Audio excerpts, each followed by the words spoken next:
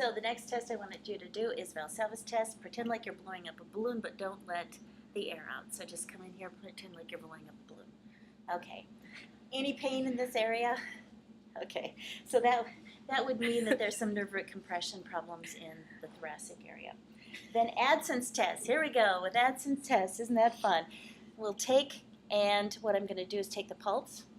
And what I'm going to do is have you turn and look over your shoulder on the side that I'm taking the pulse and look up at the ceiling, please.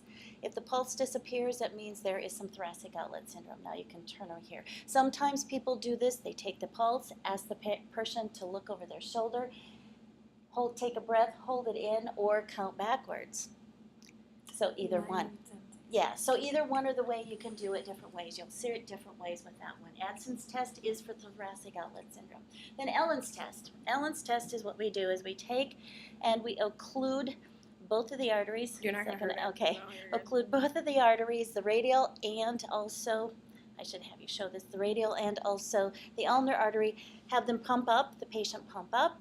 Let your hand go. I let one side go. I watch to see if she flushes. I occlude both arteries again, have her pump up, stop again, and then I take the other one off and I watch her flush. That should be a thoracic outlet syndrome.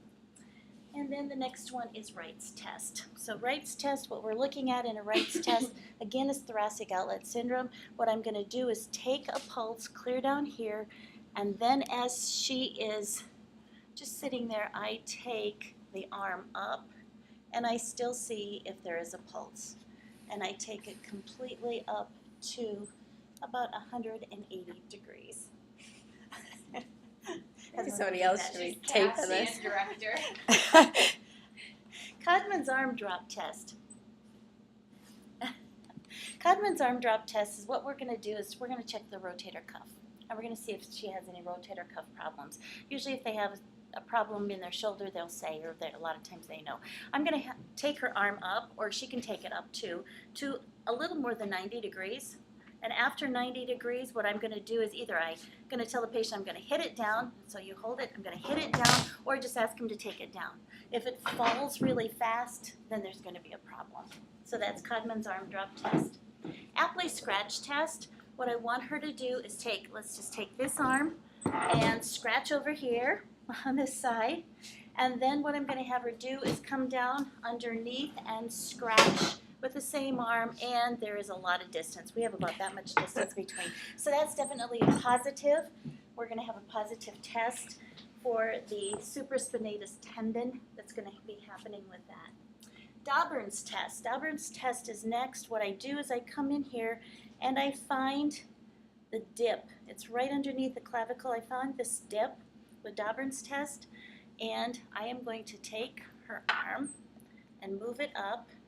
And on this one again, a positive sign is when she says, hey, that feels better. So when I put my finger in here, it's going to hurt her, but when I take the arm and pull it up, it's going to feel a lot better. And that is a positive test when it feels better. Apprehension test. Apprehension test is what we do is we take the arm, and I start out about right in front of kind of where her chin would be at, okay, with the arm. And I take it and I watch her face, and I pull the arm back, we're about 90 degrees, and if she had problems, she would have this apprehension look on her face. So that's a shoulder dislocation. Then Jorgensen's test.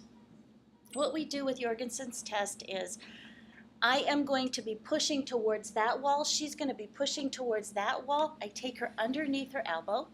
I put my hand like this, so she's going to be pushing. I'm pushing towards that one. She's pushing towards this one. So we just kind of have this little battle here of kind of an isometric. If she had a lot of pain, Jorgensen's test would mean that she had a bicipital tendonitis. So right in through here, she would have a lot of problems with that. And then Cosen's test, again, I take under her elbow. I support her arm. She makes a fist. I'm going to push towards the floor. She's going to push towards the ceiling. And she would have a lot of pain right through there, tennis elbow. And then Phelan's test. On Phelan's test, what I want you to do is go like this, and we would watch and make sure that her elbows are parallel to the floor, and that her hands or wrists would be close together. If she has any pain, if it elicits any pain, we know that that is carpal tunnel syndrome. Now I'm going to have her do the prayer sign. It's just the opposite. Again, we would make sure that her elbows and arms were parallel to the floor, and she was able to do that without any pain. So that is the end of the first. Thank you.